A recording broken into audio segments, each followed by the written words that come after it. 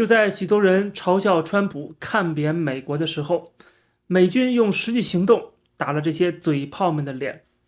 就在昨天晚间，一场突如其来的打击行动在中东悄然展开。这场行动的代号为午夜铁锤行动 Operation Midnight Hammer。 这是一场由美国空军主导的规模空前的 B-2 轰炸任务，他们的目标直指伊朗3处核心的核武设施福尔多、纳坦兹、伊斯法罕。一开始进行的极为低调，在美东时间下午5点，7架 B-2 幽灵轰炸机从密苏里州基地悄然起飞，开始了一趟长达18小时的不间断飞行。这段航程穿越了多国领空，需要在空中多次加油。而在飞行过程当中，他们和其他的美军战机以及支援的飞机在中东上空汇合，准备执行一次极其精密的空中编队打击任务。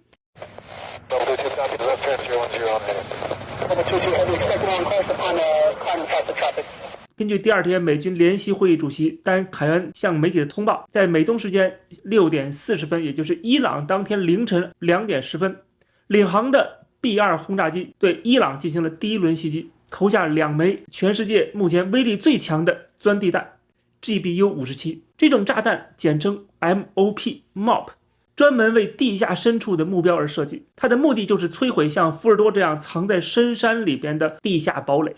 在接下来的短短25分钟之内，总共有14枚 MOP 陆续投下，划破了夜空，命中福尔多和纳塔兹2个核目标。美国海军一艘舰艇也同时发动了攻击，向伊斯法罕核设施发射了30枚战斧巡弋飞弹。这不单是一次空袭，它是一场立体战术的整合。最终，伊朗最重要的、戒备最森严的，也是最坚固的地下核基地福尔多遭到多轮钻地弹袭击。这一消息证实了此前军事专家所说的，只有一轮打击是不够的。福尔多整个设施深藏地下90多公尺的山腰，容纳约3000台离心机。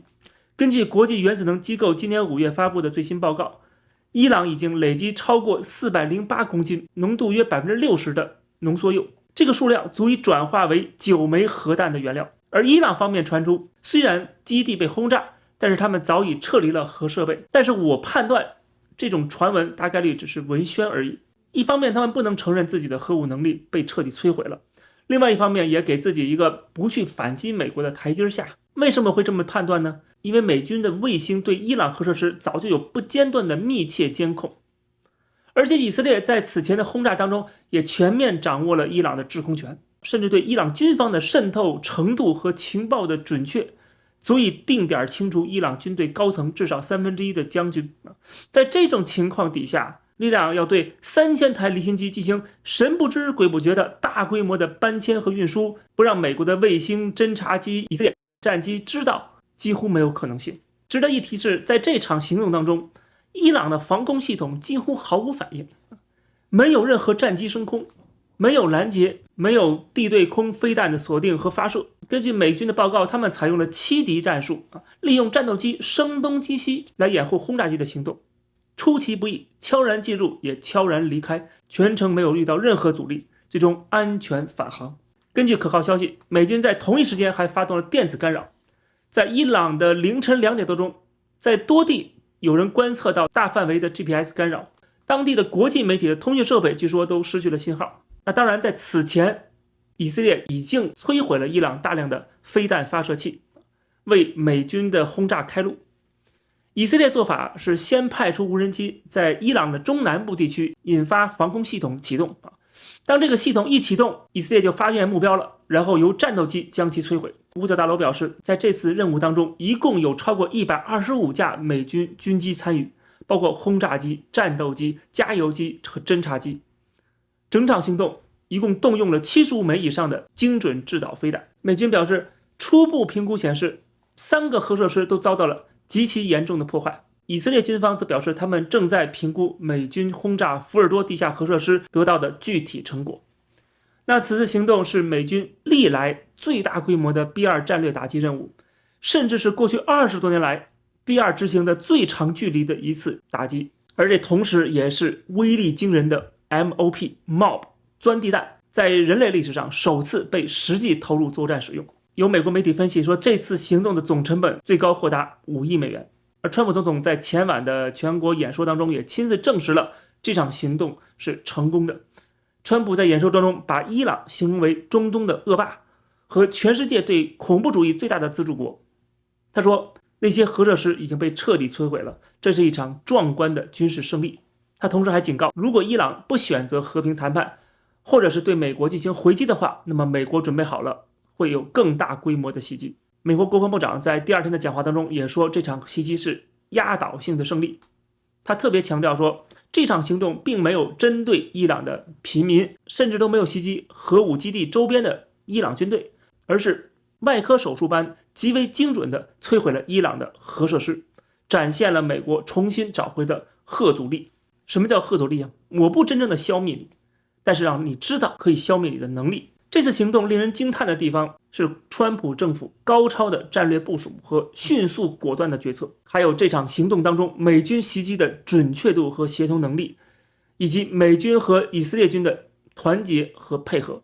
同时这场行动也传递出了一个重大的信号，就是为了捍卫美国和世界的共同利益，美国会毫不犹豫地选择以实际行动来表态，重建对战略对手的威慑力，通过无与伦比的军事力量来维护世界和平。毕竟全世界各个国家，包括中国、俄罗斯都在反对伊朗拥有核武器，但是谁也没有能够出手，谁也不能够阻止，全世界只有美国能够做到。至于美国卷入中东战争的这种担忧，我倒认为大可不必。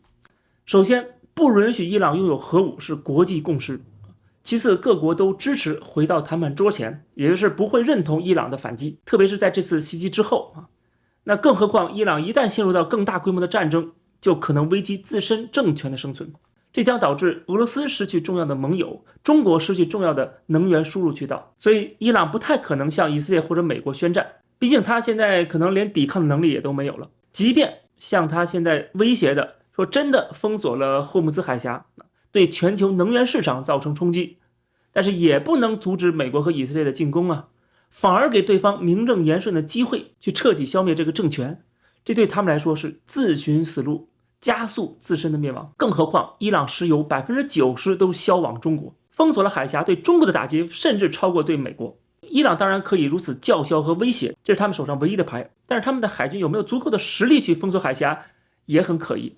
如果他们真的这么做了，那么在中东的美国海军必然会出击，打通这个海峡并不困难。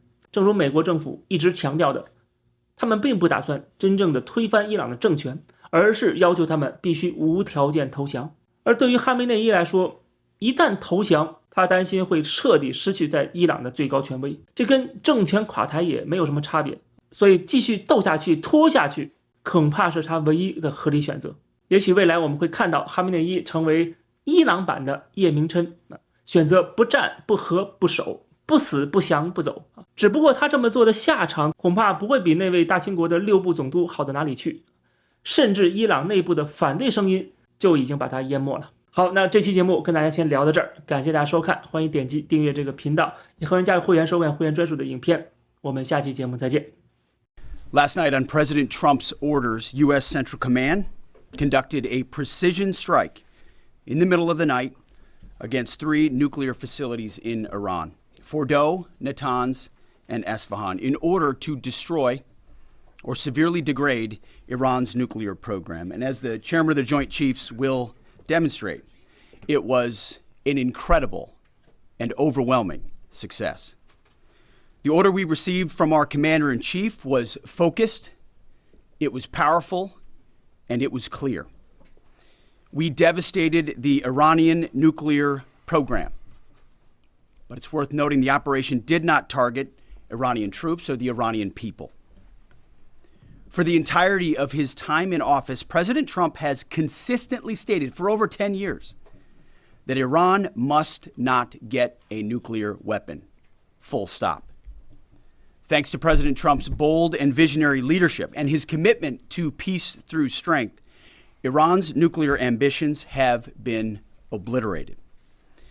Many presidents have dreamed of delivering the final blow to Iran's nuclear program, and none could until President Trump. The operation President Trump planned was bold and it was brilliant, showing the world that American deterrence is back. When this president speaks, the world should listen. And the U.S. military, we can back it up. The most powerful military the world has ever known. No other country on planet Earth could have conducted the operation that the chairman is going to outline this morning. Not even close. Just like Soleimani found out in the first term, Iran found out when POTUS says 60 days that he seeks peace and negotiation, he means 60 days of peace and negotiation. Otherwise, that nuclear program, that nuclear capability will not exist. He meant it. This is not the previous administration. The President Trump said no nukes. He seeks peace, and Iran should take that path. He sent out a truth last night saying this: any retaliation by Iran against the United States of America will be met with force far greater than what was witnessed tonight. Signed, the President of the United States, Donald J. Trump. Iran would be smart to heed those words. He's said it before, and he means it.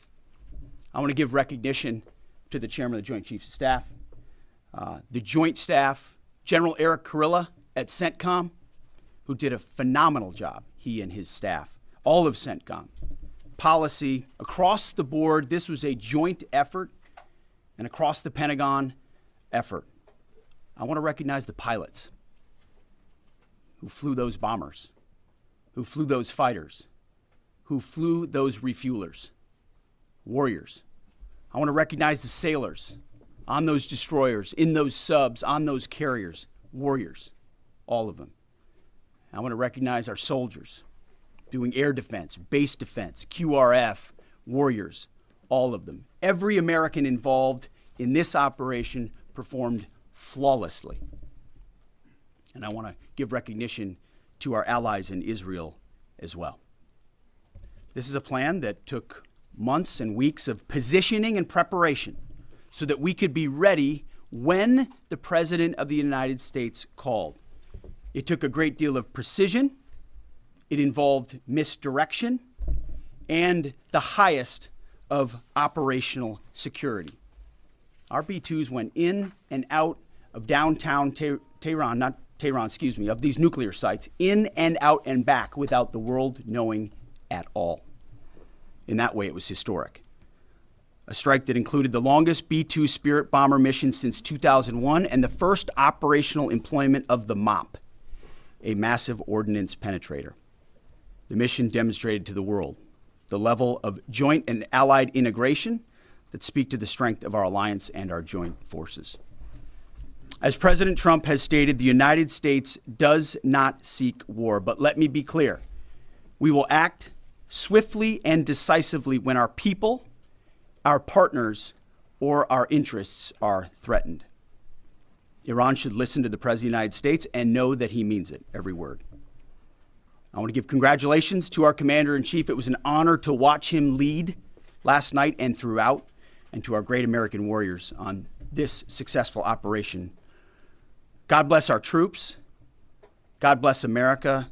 And we give glory to God for his providence and continue to ask for his protection.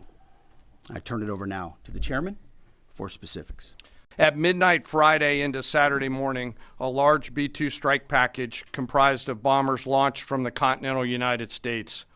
As part of the plan to maintain tactical surprise, part of the package proceeded to the west and into the Pacific as a decoy, a deception effort known only to an extremely small number of planners and key leaders here in Washington and in Tampa. The main strike package, comprised of 7 B-2 Spirit bombers, each with 2 crew members, proceeded quietly to the east with minimal communications. Throughout the 18-hour flight into the target area, the aircraft completed multiple in-flight refuelings. Once over land, the B-2s linked up with escort and support aircraft in a complex tightly timed maneuver requiring exact synchronization across multiple platforms in a narrow piece of airspace, all done with minimal communications. This type of integration is exactly what our joint force does better than anyone else in the world. At approximately 5 p.m. Eastern Standard Time last night, and just prior to the strike package entering Iran, a U.S. submarine in the Central Command Area of Responsibility launched more than 24 Tomahawk land attack cruise missiles against key surface infrastructure targets at Isfahan.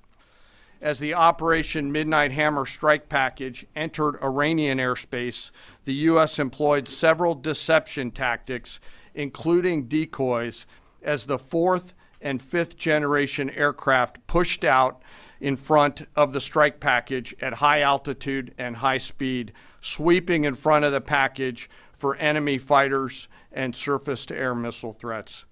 The strike package was supported by U.S. Strategic Command, U.S. Transportation Command, U.S. Cyber Command, U.S. Space Command, U.S. Space Force, and U.S. European Command. As the strike package approached Fordow and Natanz, the U.S. protection package employed high-speed suppression weapons to ensure safe passage of the strike package, with fighter assets employing preemptive suppressing fires against any potential Iranian surface-to-air threats. We are currently unaware of any shots fired at the U.S. strike package on the way in. At approximately 6:40 p.m. Eastern Standard Time, 2:10 a.m. Iran time, the lead B-2 dropped 2 GBU-57 massive ordnance penetrator weapons on the first of several aim points at Fordow. As the president stated last night, the remaining bombers then hit their targets as well, with a total of 14 MOPs dropped against 2 nuclear target areas. All 3 Iranian nuclear infrastructure targets were struck between 6:40 p.m. and 7:05 p.m.